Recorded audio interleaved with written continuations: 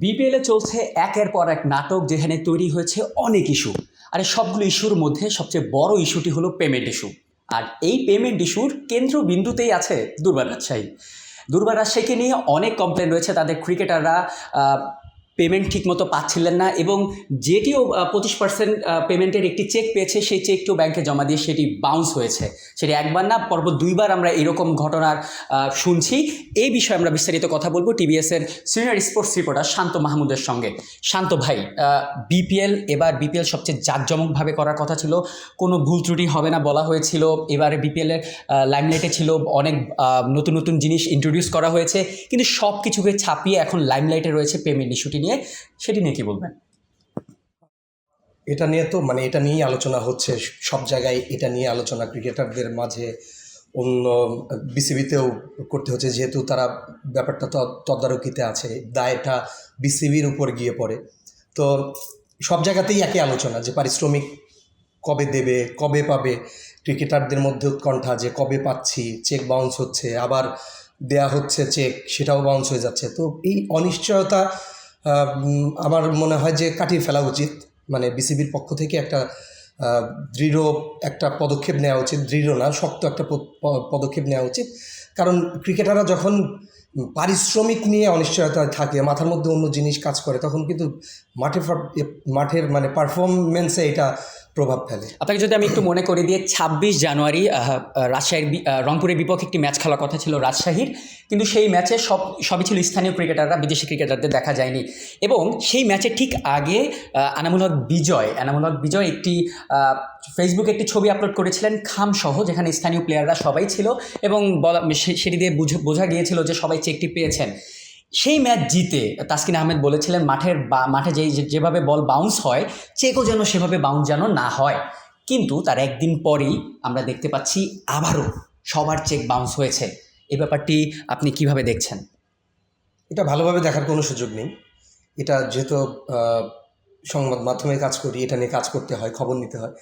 তো যতটা খবর নিয়ে জানতে পেরেছি, যে কয়জন ক্রিকেটারের সাথে কথা হয়েছে দুর্বার রাজশাহীর, প্রত্যেকেরই একই কথা যে এটা টু মাচ, এটা সব সীমানা ছাড়িয়ে গেছে। কারণ তারা একের পর এক প্রতিশ্রুতি দিয়েছে, সবগুলো ভঙ্গ হয়েছে। তারপরে যখন চেক দিয়ে সেটা বাউন্স হয়, এরা অনেকেই প্রতারিত ফিল করেছে যে আমি যে দলের আন্ডারে খেলছি, সেই দলের দেয়া চেক কীভাবে বাউন্স হয়। এক্স্যাক্টলি। আমি আমার মাঠের কাজটা করে যাচ্ছি, যাদের কাজ পারিশ্রমিক বুঝিয়ে দেয়া, তারা সেটা তো দিচ্ছে না, যেটা দিচ্ছে সেটা আবার বাউন্স করছে। তো এটা নিয়ে তারা প্রচণ্ড হতাশ, খুবই বিরক্ত।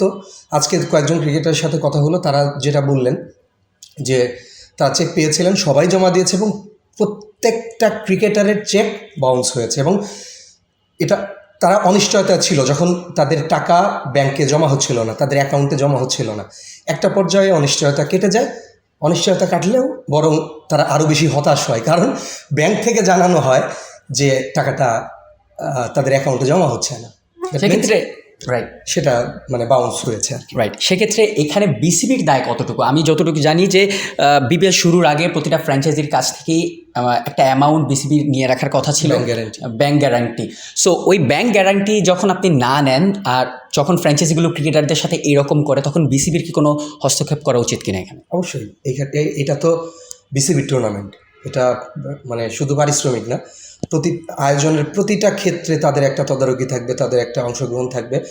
সুনিশ্চিত করতে হবে যে ব্যাপারগুলো তাদের মাথায় আছে, যে পরিকল্পনা তারা বাস্তবায়ন করতে চায়, সেগুলো যেন ঠিকঠাকভাবে হয়। এবং এইখানে পারিশ্রমিকটা সবচাইতে বড় ইস্যু।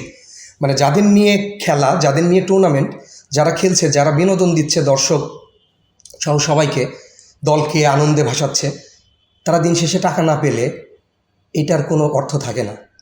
আপনি যখন নিয়ম করেন যে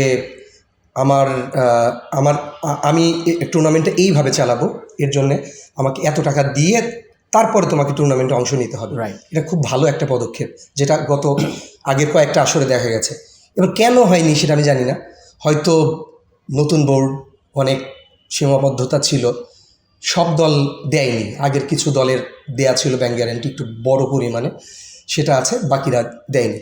তো এটা ন্যায় ছিল হচ্ছে যেন ক্রিকেটারদের পারিশ্রমিকটা নিশ্চিত করা যায়।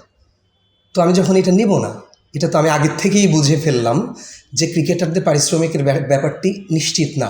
এটা নিয়ে তাহলে আমাকে আলাদাভাবে বিশেষভাবে এটার প্রতি নজর রাখতে হবে। আমি জানি না বিসিবি সেটা রাখতে পেরেছে কিনা। না হলে দুর্বার রাজশাহী যতবার কথা দিয়েছে, মানে আজকে কতদিন হয়ে গেছে টুর্নামেন্টের, প্রায় 1 মাস, প্রায় এই সময়ে এসে 25% পারিশ্রমিক পেয়েছে দুর্বার রাজশাহীর দেশি ক্রিকেটাররা।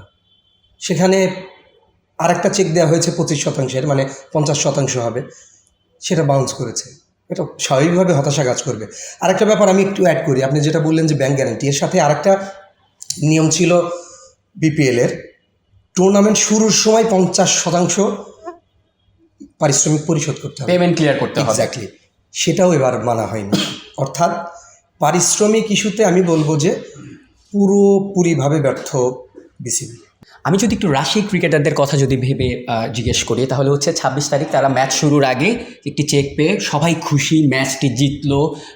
জেতার পর ঠিক ওই রাতেই তাদের মালিককে নিয়ে রীতিমতো কাঁধে তুলে তারা সেলিব্রেট করলো। তার একদিন পরেই আবার চেক বাউন্স। সো তাদের মালিকের প্রতি যে ভালোবাসা, এখানে ব্যাপারটিকে আপনি কীরকম দেখছেন? এটা আমার মনে হয় যে একটু বেশি ভালোবাসা। কারণ যখন ক্রিকেটাররা পারিশ্রমিক পান না, তখন দলের সাথে মালিকের সাথে একটা দূরত্ব তৈরি হয়, যেটা আমরা বিভিন্নভাবে বুঝতে পেরেছি। চট্টগ্রামে তারা অনুশীলন বয়কট করেছে, তারা হুমকি দিয়ে রেখেছিল যে ম্যাচ খেলবে না, যেটা আমরা ঢাকায় এসে দেখতে পেরেছি যে বিদেশি ক্রিকেটাররা একটা ম্যাচ খেলেননি রংপুর রাইডার্সের এগেনস্ট। এবং সেটির জন্য বিসিবিকে তাদের নতুন একটি নতুন নিয়ম না, নিয়ম ভেঙে তাদেরকে বিশেষ ব্যবস্থায় ম্যাচ খেলার অনুমতি দেওয়া হয়েছে। দুজন বিদেশি ক্রিকেটারের মানে একাদশে অন্তর্ভুক্তি যে বাধ্যতামূলকের যে নিয়মটা, সেটা মানা হয়নি, বিশেষ ব্যবস্থার কথা বলা হয়েছে।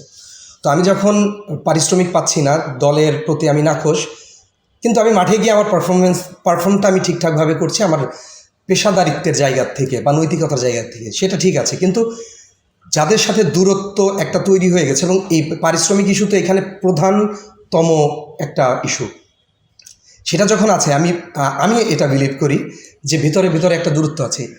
ম্যাচ জেতার পরে সেটা এক নিমেষে সেটা মানে ভুলে গিয়ে, মানে যাদের দ্বারা তারা হতাশ হচ্ছেন তাকে কাঁধে তুলে নাচানাচি করাটা, এটা কেমন দেখায় আমি ঠিক, মানে আমার দৃষ্টিতে এটা খুব বেশি শোভনীয় না বা সুখকর কিছু না।